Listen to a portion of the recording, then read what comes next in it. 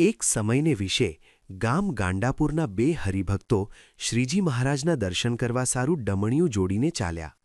તે ચાલતા 50 ગાંવ ગયા. ત્યાં તો માર્ગમાં મોટી ઝાડી આવી અને સાંજ પડી ગઈ. ત્યારે તેઓ જનાવરની બીકથી તથા લૂંટારાની બીકથી સંકલ્પ કરવા લાગ્યા અને ડરવા લાગ્યા. તે વખતે ત્યાં એક બ્રાહ્મણ આવ્યો. તેને હરિભક્તોએ પૂછ્યું કે તમારે ક્યાં જાવું છે? ત્યારે તે બોલ્યો, જે મારે ગુજરાતમાં જાવું છે. પછી તે બ્રાહ્મણે હરિભક્તોએ પૂછ્યું, જે તમારે ક્યાં જાવું છે? ત્યારે તેમણે કહ્યું કે સ્વામિનારાયણના દર્શન કરવા કચ્છમાં કાળા તળાવ ગામે જાવું છે.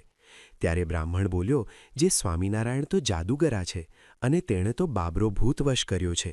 તેને ભજવાથી શું થાય? માટે તમે પાછા ઘેર જાઓ. ત્યારે એ નિષ્ઠાવાન હરિભક્તો બોલ્યા, જે જુઓ ભૂદેવ, તમને ગમે તેમ દેખાતા હોય, પણ અમારા તો એ ભગવાન છે ને ત્યાં ગયા વિના છૂટકો નથી.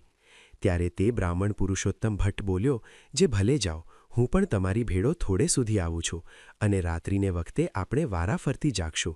માટે હમણાં હું જાગું છું અને પછી તમે જાગજો. હમણાં સૂઈ જાઓ. ત્યારે તે બેય જણા ડમણિયામાં સૂઈ ગયા. તે સવાર સુધી સૂઈ રહ્યા. સવારે ઉઠીને જોયું તો કાળા તળાવ ગામના પાદરમાં હતા. પછી કોઈકને પૂછ્યું કે હે ભાઈ, આ કયું ગામ છે? ત્યારે માણસોએ કહ્યું, જે આ ગામ કાળા તળાવ છે. પછી પૂછ્યું, જે અહીં સ્વામિનારાયણ છે? ત્યારે બોલ્યા, જે હા, હરભમ સુતારને ઘેર છે. પછી તે બેવ હરિભક્તો પોતાના નિત્યક્રમને પતાવીને ત્યાં ગયા. મહારાજને દંડવત કરીને પગે લાગ્યા. ત્યારે મહારાજે તે બેયના ખભા ઠપકારતા પૂછ્યું કે તમે અહીં કેમ કરીને આવ્યા?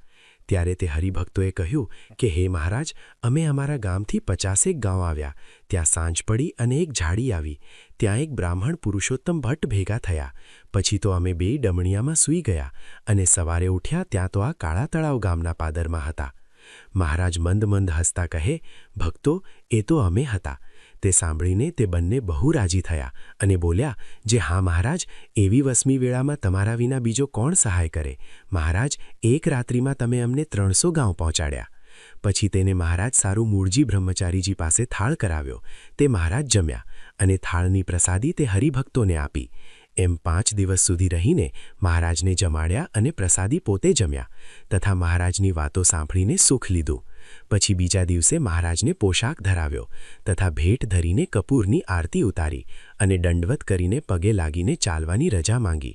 ત્યારે મહારાજે કહ્યું, જે આ સમય ચાલવું રહેવા દિયો, સવારે વહેલા ચાલજે. ત્યારે તે રોકાણા અને મહારાજની વાતો સાંભળીને ડમણિયામાં સૂઈ રહ્યા અને સવારે ઉઠ્યા ત્યાં તો પોતાના ગામ ગાંડાપુરનું પાદર દીઠું. ત્યારે તેઓ આશ્ચર્ય પામ્યા અને બોલ્યા, આપણને તો શ્રીજી મહારાજે જાતા અને વળતા 2 વખત પહોંચાડી દીધા. ભારે પરચો થયો. એમ વિચારીને મનમાં અતિ રાજી થયા.